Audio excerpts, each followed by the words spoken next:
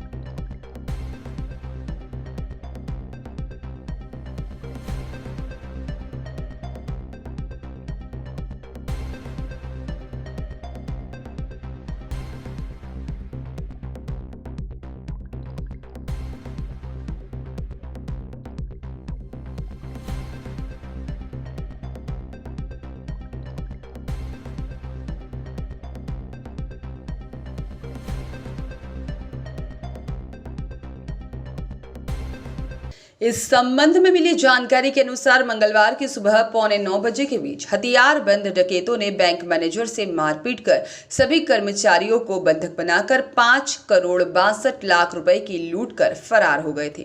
बताया जाता है कि एक्सिस बैंक में इस डकैती की घटना को अंजाम देने वाले आरोपी गया के शेरावटी गैंग से संबंधित हैं। लूट की वारदात के बाद आरोपी ट्रक और कार के अलावा मोटरसाइकिल से भाग रहे थे। सीसीटीवी कैमरे की जांच में इनकी सभी लोकेशन साझा करने के बाद नाकाबंदी की गई थी। तब देर रात 4 आरोपी बलरामपुर के पास झारखंड बॉर्डर से ट्रक और कार में सवार होकर भागते समय पकड़ में आ गए। इनके पास से 7 बैग भी मिले हैं जिसमें लूट की गई रकम और सोने के गहने, साथ ही साथ एक देशी मेड राइफल, एक कट्टा, 8 कारतूस, क्रेटा वाहन, ट्रक और आरोपियों द्वारा इस्तेमाल किया गया मास्क, कई चाबियां जब्त की गई है। छत्तीसगढ़ की झारखंड सीमा पर देर रात पकड़े गए डकैतों के मामले में पुलिस पूछताछ लगातार जारी है। आइए आपको भी सुनाते हैं आखिर पुलिस प्रशासन का इस पर क्या कहना है। टीम ने चूंकि बहुत अच्छा काम किया है तो पुलिस के रोल को एनालाइज करके इसमें शामिल जो भी लोग रहे हैं उनके रोल के आधार पे यथोचित इनाम के लिए पुलिस मुख्यालय प्रस्ताव भेजा जाएगा। डीजी साहब ने सहमति दी है। इसमें डीजी साहब का सतत मार्गदर्शन मिला है। उन्होंने न सिर्फ उड़ीसा से बल्कि झारखंड और बिहार के डीजीपी से बात करके वहाँ की पूरी टीम को एक्टिवेट किया था। तो वहाँ के आईजी ऑपरेशंस और जो संबंधित जिलों के एसपीज़ हैं और उनकी क्राइम टीम सभी लगी हुई थी। तो कुल मिला के ये एक समन्वित टीम प्रयास का परिणाम है जिसमें एक अच्छी उपलब्धि हासिल हुई है। इनके द्वारा पर्याप्त मात्रा में रैकी की गई है। डिटेल्स अभी आने हैं, कुछ डिटेल्स हम अभी शेयर नहीं कर रहे हैं, लेकिन इनके द्वारा पर्याप्त मात्रा में रैकी की गई क्योंकि इस प्रकार की घटना दो तरीके से होती हैं, बैंक की लापरवाही प्लस इनके द्वारा की गई रैकी। तो इस संबंध में भी अलग से जिलों को हम लोग निर्देश दे रहे हैं कि बैंक्स की सुरक्षा का ध्यान रखा जाए। पुलिस ही नहीं, सिर्फ बैंक को भी इसमें जिम्मेदारी दी जाए क्योंकि जैसे इस केस में देखेंगे तो अनार्म्ड गार्ड था, जबकि लगभग 8.65 करोड़ का कैश उस बैंक में डिपॉजिट है। सो इसमें भी हम लोगों को ध्यान देने की ज़रूरत है। आई थिंक पुलिस अधीक्षक ने इसका संज्ञान लिया है। आगे इस मामले में बैंक के वरिष्ठ अधिकारियों से चर्चा भी करेंगे। अभी ऐसा चीज़ नहीं आया है। अब जो 5 भागे हैं तो उनके हम लोग अभी एनालिसिस कर रहे हैं। बेसिकली टेक्निकल एनालिसिस में खुलेगा। कुछ इनके लोग जिनके ये संपर्क में थे, जो इधर के हैं, उसको पुलिस ने उठा के पृथक से पूछताछ शुरू की है। तो आने वाले समय में इसमें अपडेट मिलेगा। सर, जो 5 भागे हैं वो भी इसी लीग से भागे, ये रामानुजगंज से होके भागे? नहीं, वो अलग अलग इन्होंने 3-4 रूट किया हुआ था। उस पर अभी डिटेल ना करते हैं। उसके लिए 2-3 टीमें लगी हुई हैं। नहीं, अभी तक ऐसा नहीं आया है, स्पष्ट बोलूँगा, अभी तक ऐसा नहीं आया। मैनेजर भी घायल हुआ था। न कर्मचारियों की गतिविधि पे हमें नहीं कहना है। हमारा मेन फोकस है कि लापरवाही के कारण भी इस प्रकार की घटना को बढ़ावा मिलता है। क्योंकि जो हमारे पास फुटेज हैं, अभी तो हम लोग पिछले 90 दिन के फुटेज का एनालिसिस करेंगे जिसमें टाइम लगेगा। तो कितने बार ये रेकी करने आए हैं, कितने बार बैंक के ग्राहक के रूप में जाके गए हैं, वो सब आएगा, वो विवेचना का पार्ट होगा। अभी हमने 2-3 टीमें भेजी हैं। इसकी विवेचना के लिए 7 या 8 टीमें बनी थी, वो अभी हैं और वो टीमें अपना अपना काम करेगी क्योंकि केस बड़ा है। तो मैं चाहूँगा कि इसका इन्वेस्टिगेशन बहुत अच्छे तरीके से हो। लोकल आदमी भी शामिल है? अभी तक क्लियर नहीं हुआ है। कुछ लोग हैं जिनके संपर्क में थे, उनको हम लोग एनालाइज कर रहे हैं। अभी उस पर कमेंट कौन सा बैंक खुलता सर? पार्डन? 8:30 बजे सुबह कौन सा बैंक खुलता? अब वो 9 बजे उनका खुलने का प्रक्रिया है, वो बता रहे हैं। वो चूंकि रूटीन में था तो उस पर मैं कमेंट नहीं करूंगा। ऐसा नहीं कहा जा सकता कि कोई संस्था अपने आप को जल्दी खोल के काम नहीं कर सकती, वो हम लोग नहीं कह सकते। बट हमारा मेन उद्देश्य यही है कि आप उस पर सतर्कता रखें। चूँकि इतनी बड़ी संस्था है तो उसके लिए शायद एसपी साहब ने मीटिंग वगैरह ली है, उसको रीइटरेट करने की ज़रूरत है। नहीं, कोई भी चीज़ नहीं, 100% है रिकवरी।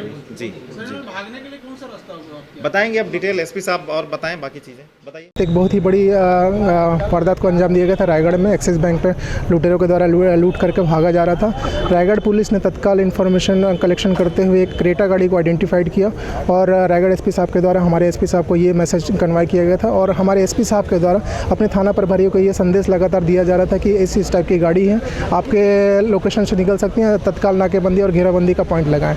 और करीब शाम के समय मुझे ये सूचना मिला साहब के द्वारा ही, एसपी साहब के द्वारा, कि ये जो क्रेटा गाड़ी है संदिग्ध सस्पेक्टेड, ये आपके चोटिया टोल बैरियर से निकली हुई है। मैंने तत्काल मैप पर एक ढांचा तैयार करते हुए ये एक अंदाज़ा लगाया कि होना ये हमारे रामानुजगंज से होते हुए अदर स्टेट झारखंड की ओर निकलते हुए गया बिहार की ओर जा सकते हैं। और साहब से जब मैंने ये इस पर संबंध में चर्चा किया तो एसपी साहब ने बताया कि हाँ, श्योरिटी है कि आपके यहाँ से गाड़ी निकलेगी और ये जो हथियारबंद हैं, लुटेरे आ रहे हैं और उनके पास हथियार भी हैं, उस हिसाब से आप अपने फोर्स को तैयार करके और ब्रीफ कर रखें। साहब के निर्देशानुसार मैंने रामानुजगंज शहर में अलग अलग जगह पे पॉइंट्स लगाए थे और जो कन्हर बैरियर है हमारा अंतर्राज्यीय बैरियर, उस पर भी मैंने एक सशस्त्र टीम लगा कर रखा हुआ था।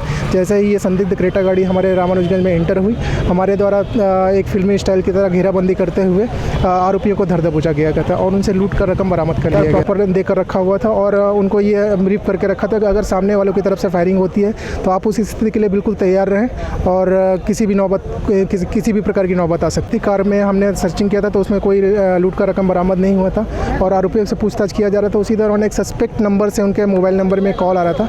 उस नंबर को मैंने एडिशनल एसपी हमारे चंद्रेश ठाकुर साहब हैं उनको दिया और उन्होंने तत्काल 1 सेकंड के अंदर लोकेशन दिया और उन्होंने बोला कि रामानुजगंज के अंदर ही बाकी सस्पेक्ट भी घूम रहे हैं, आप जाइए तत्काल टीम के घेराबंदी करके उनको दबोचिए। ट्रक को कहाँ पकड़ा गया सर? ट्रक को भी रामानुजगंज के अंदर ही तहसील कार्यालय के सामने पकड़ा गया है। Pure report.